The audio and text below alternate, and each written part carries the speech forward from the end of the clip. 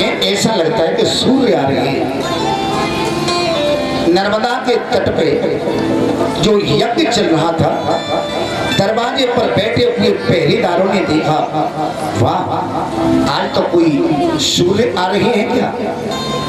और वामन भगवान जब पास में पहुंचे, ब्राह्मण देवता को देखा, दरवाजे पर बैठे बलि के पहरेदारों ने हाथ जोड़े और कहा कि महाराज क्या चाहिए आपको बताइए। बोले हम जो चाहेंगे मिलेगा। बोले हाँ, ऐसी व्यवस्था के आप जो कहेंगे वो हम दे देंगे। बोले हम तुमसे नहीं मांगेंगे, तो अपने राजा से जाकर के कहो दरवाजे पर कोई आए हैं, अगर वो देना चाहे तो मेरे पास आ जाए।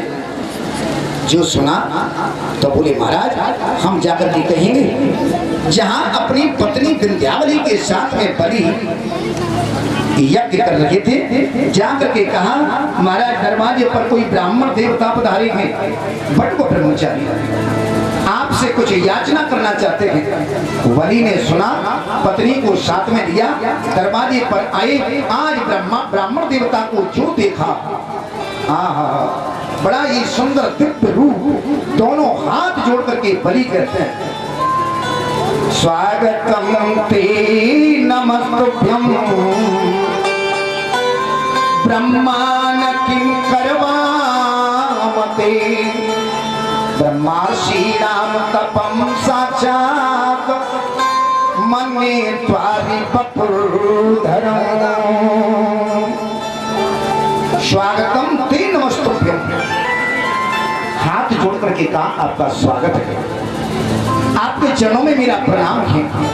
ब्राह्मण देवता आप कहां से पधारे हैं और आपको क्या चाहिए, आप जो मांगेंगे वो मैं दूंगा।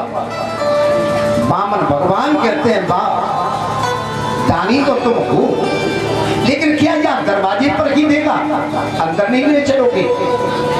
बोले क्यों नहीं। वो अंदर लेकर के आ गए जहां यज्ञशाला बनी है। छोटे से बटव ब्रह्मचारी केवल 52 अंगुल के। बलि कहता कि प्रभु मांगिए क्या चाहिए। आज मुझे ये लगता कि क्या अपना सर्वस्व तुम्हारे चरणों में अर्पित कर दूं। बोलिए भगवत शरण भगवान जय हो। तेरे द्वार खड़ा भगवान भगत भर दे।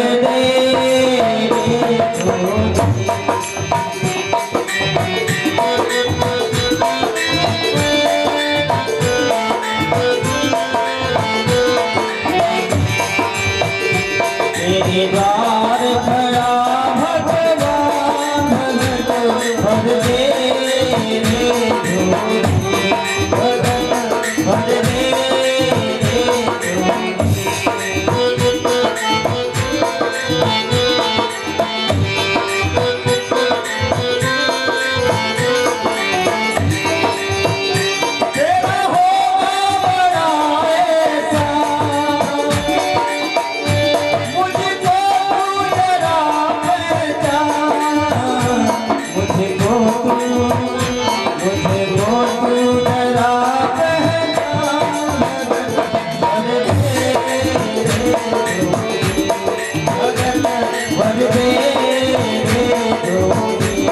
भगत भर दे। बोलिए वृंदावन बिहारी लाल की जय हो। भक्तवत्सल भगवान की जय हो। जय जय श्री राधे श्याम। बड़ा ही दिव्य प्रसंग है। बलि महाराज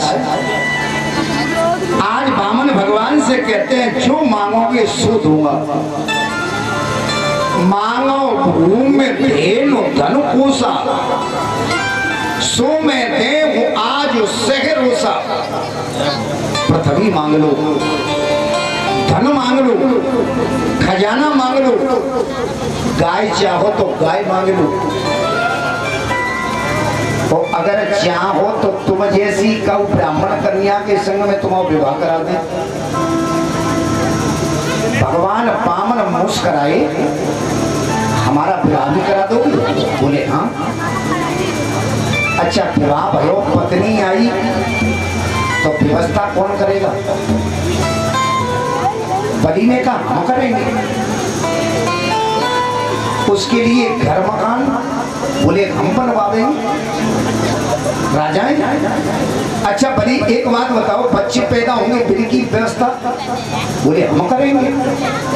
अच्छा महाराज, अच्छा 2006 बालक पैदा होंगे, मेरे में थी एक दो मरे हो तो रोई की व्यवस्था बोले भैया दोनों तो ताइए पड़े वो ताको मरे, ये व्यवस्था हम नहीं कर पाएंगे। तो फिर वामन भगवान कहते हैं हम पा काम ही है क्यों करें जिसमें रोना पड़े, विवाह नहीं चाहिए। तो फिर बताइए आप क्या चाहिए आपको? भगवान कहते हैं तू तो दानी है भैया, और तू ही दानी नहीं, तेरे पिता कितनी बड़ी दानी थे, तेरी बाबा प्रहलाद कैसे थे। भगवान कहते हैं काउपे के बच्चों ले जाओ तो बाकी पूरे खरीद की पढ़ाई करे वो शुरू कर दो, आपको जो चाहिए मैं दूंगा महाराज। तो बोले पहले 3 बार कहते हैं दूंगा दूंगा दूंगा, उसने कहा कि दूंगा दूंगा दूंगा, और जो ही कहा दूर शुक्राचार्य गुरु बैठे थे बलि के, उन्होंने देखा कि ये दूंगा दूंगा का ही रही है, और शुक्राचार्य ने जो खड़ा होकर के देखा अरे ये तो साक्षात विष्णु आ गए मेरे शिष्य को ठगने के लिए। शुक्राचार्य कहते हैं रुक जा बलि रुक जा बलि रुक जा, और चिल्लाते चिल्लाते पास में पहुंच गए। बलि ने कहा बात है गुरु जी, क्या करने जा रहा है? बोले ये ब्राह्मण देवता कुछ चाहते हैं, मैं संकल्प कर रहा हूं, मैंने कह दिया कि ये जो मांगेंगे सो दूंगा। शुक्राचार्य कहते हैं बलि तू नहीं जानता, तू नहीं जानता, ये कोई साधारण ब्राह्मण नहीं है, ये छोटा सा फल करके आया है, मैं जानता हूं ये कौन है। बोले महाराज कौन है आप ही बता दीजिए। शुक्राचार्य कहते हैं एस बेरा चने साक्षात भगवान विष्णु रभ्य हो कस्य पादा विपर्यातो देवा नाम कार्य साधक हो। तुझे नहीं पता, यही तो गुरुवचन कुमार के तू नहीं जानता, ये स्वयं अविनाशी भगवान विष्णु है, देवताओं का काम बनाने के लिए और कश्यप की पत्नी अदिति के गर्भ से अवतीर्ण हुए थे।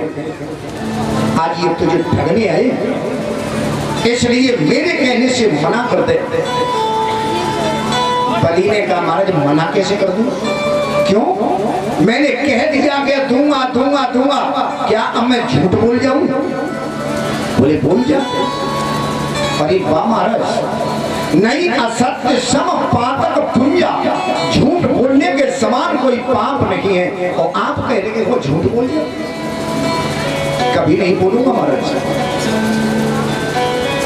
कोई बात नहीं है, कुछ जगह ऐसी होती है जहाँ झूठ बोल जाओ तो पाप नहीं लगता, ये शुक्राचार्य की नीति है। वैसे ध्यान रखना झूठ बोलने जैसा पाप दुनिया में कुछ नहीं है, लेकिन शुक्राचार्य कहते हैं अभी तुम झूठ बोल जाओगे तुम्हें कोई पाप नहीं लगेगा, मैं तुम्हारा गुरु हूं, और कुछ ऐसी जगह है जहाँ झूठ बोल जाओ तो पाप नहीं लगता। तो बोली महाराज वो कौन सी जगह है जहाँ हम झूठ बोल जाए और पाप नहीं लगेगा? देखना शुक्राचार्य जी कहते हैं वो कौन सी जगह है। स्त्रीषु नरम विवाही च व्यर्थी प्राण संकटी गौ ब्राह्मणार्थ हिंसायाम नानतम स्याद्युषिताम।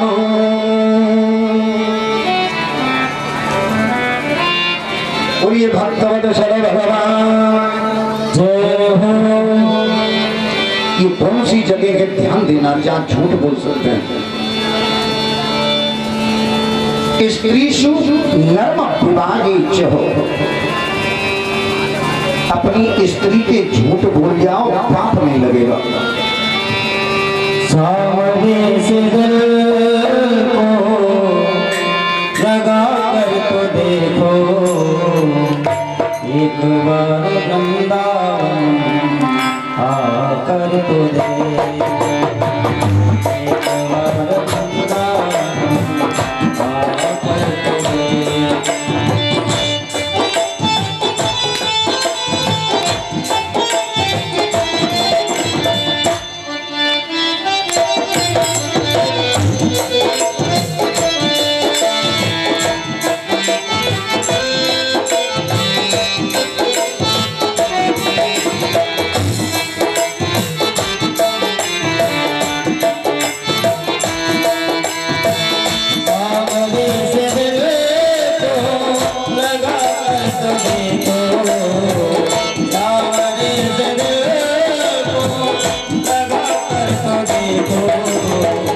एक बार वृंदावन आकर तो देखो, एक बार वृंदावन आकर तो देखो।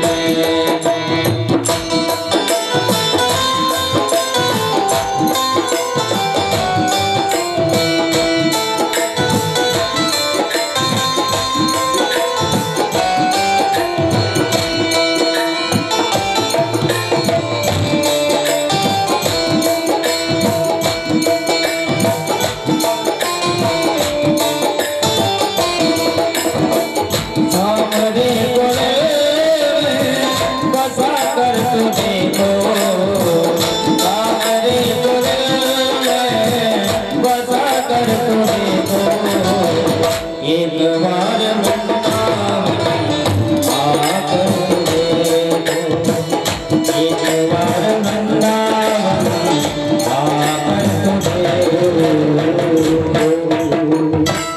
बोलिए वृंदावन बिहारी लाल की जय हो। ध्यान देना, यहाँ शुक्राचार्य जी महाराज क्या कह रहे हैं, भले तुम कह चुका के भले ही पर झूठ बोल जा, ये जगह कुछ ऐसी है जहाँ झूठ बोलने पर पाप नहीं लगता। कौन कौन सी जगह? बोले स्त्री अपनी पत्नी से झूठ बोल जाओ पाप नहीं लगेगा। माताएं सोच रही है जी बढ़िया कथा ही रही है, वैसे हम सांची नहीं बोलते, अब कथा सुन लेंगे तो बिल्कुल सांची नहीं बोलेंगे। लेकिन ध्यान देना, हम अपनी पत्नी से झूठ कब बोल सकते हैं? आप बाजार जा रहे हैं और देवी जी घर में रूठ गई कि साड़ी चाहिए, और साड़ी भी हलेगी भुलेगी नहीं 5000 की, तो आपकी जेब में 50 रुपया नहीं है, साड़ी कैसे लाएंगे? लेकिन उस समय भले ही कह दो कर ले आएंगे। आप बाजार में गए, शाम को लौट के आए और पत्नी पूछे कि साड़ी कहाँ है, तो भले ही झूठ बोल जाओ कि दुकान पे तो खरीदता है, वो दुकान ही आज बंद है। ऐसा झूठ बोलने पर पाप नहीं लगता। पत्नी से हास्य परिहास में झूठ बोलने पर पाप नहीं लगता। स्त्री सु दूसरी जगह नर्म विवाहे माने जहां आपके झूठ बोलने पर किसी की कन्या अच्छे घर में पहुंच जाए, भले झूठ बोल जाओ। तीसरी जगह व्यत्यर्थे प्राण संकटी, जहां हमारे प्राणों पे आ गई या जहां हमारा पूरा का पूरा धन जा रहा के, ऐसी जगह पर झूठ बोल जाओ पाप नहीं लगेगा। और महाराज चौथी जगह वो है जहां आपके झूठ बोलने से किसी ब्राह्मण या गऊ की हत्या टल जाए, तो वहां आपको पाप नहीं लगेगा। शुक्राचार्य जी कहते हैं अब तेरा सब कुछ जा रहा है, जिसे तू बामन समझ रहा है, छोटा समझ रहा है, अभी विशाल रूप तुझे दिखाएगा, तब देख ले। भगवान बामन बने थे, उन्होंने पूछा बलि दे रहे हुए कि जाएं, ये तुम गुरु और चेला का फुसर फुसर कर रहे हो? बोले नहीं महाराज मैं जरूर दूंगा, आप कृपा करके मांग लीजिए। शुक्राचार्य कहते हैं मेरी नहीं मान रहा, बोले नहीं तो मैं श्राप देता हूँ, तुम ऐश्वर्यहीन हो जाओ। भगवान मुस्कुराए कि तो हेरी जा ही रही है, जाऊ श्राप तुम कहा दे रही हो। बलि कहते हैं कि मैं तो दूंगा, लो जो चाहो। तो हाथ में महाराज पानी की झाड़ी ले ली सागर, बोले तो फिर शंकर को बोल। भगवान संकल्प बोल रहे हैं, बलि दे रहा के, लेकिन शुक्राचार्य के पेट में अब भी दर्द हो रहा है। मेरे सेवक का सब गया, मेरे चेला का सब गया। छोटा रूप धारण किया और सागर की टोटी में बैठ गए। पानी नीचे नहीं गिरे वो संकल्प नहीं हो। अब जब पानी नहीं गिर रहा, जल नहीं छूटा, बलि कहता कि महाराज पानी नहीं निकल रहा। वामन भगवान ने कही कि जी बर्तन को पड़ो हुए जंग लग गई है, तू कहे तो खोल ले, बोले खोल लो। पास में आसन पड़ा था, एक पोशाक खींच ली। शुक्राचार्य आंख लगा करके सागर की टोटी में से बाहर का दृश्य देख रहे थे और खींच करके ऐसी मारी कि जाकर के सीधी आंख में लगी। आंख की गोविंदाय नमो नमः, आंख फूट गई। शुक्राचार्य बाहर निकले, बलि तेरे झगड़े में मेरी तो आंख चली गई। भगवान वामन कहते हैं गुरु जी कौन आ जाओ, धर्म में टांग अड़ाई भी। कथा कहती है अगर कोई धर्म कर रहा के, कोई दान करना चाहता के, टांग मत अड़ाओ, नहीं तो शुक्राचार्य जैसा हो जाएगा। धर्म में टांग नहीं अड़ानी चाहिए। अच्छा, कुछ लोगों को आदत होती है, स्वयं नहीं करेंगे, कोई कर लो हो तो बाहू में करने नहीं देंगे। लेकिन कथा कहती है अगर कोई धर्म की ओर अग्रसर हो रहा है, उसे तो महाराज और उत्साहित करिए। आंख फूट गई।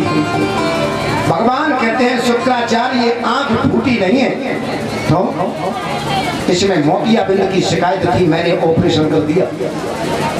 ध्यान देना क्यों? क्योंकि आंखें दो ही होती हैं, रामायण में लिखा के ज्ञान विराग नैन उर्गादि, एक ज्ञान एक वैराग्य, ये दो ही आंखें तो है। भगवान कहते हैं शुक्राचार्य जी तुम्हारी ज्ञान की आंख तो बिल्कुल सही थी, तुमने मुझे भी पहचान लिया, लेकिन वैराग्य रूपी आंख पर जाला था, वो मैंने ठीक कर दी। शुक्राचार्य जी चले गए और कहा कि अब मान लो क्या चाहिए आपको। कृष्ण गोविंद गोपाल दाते चलो,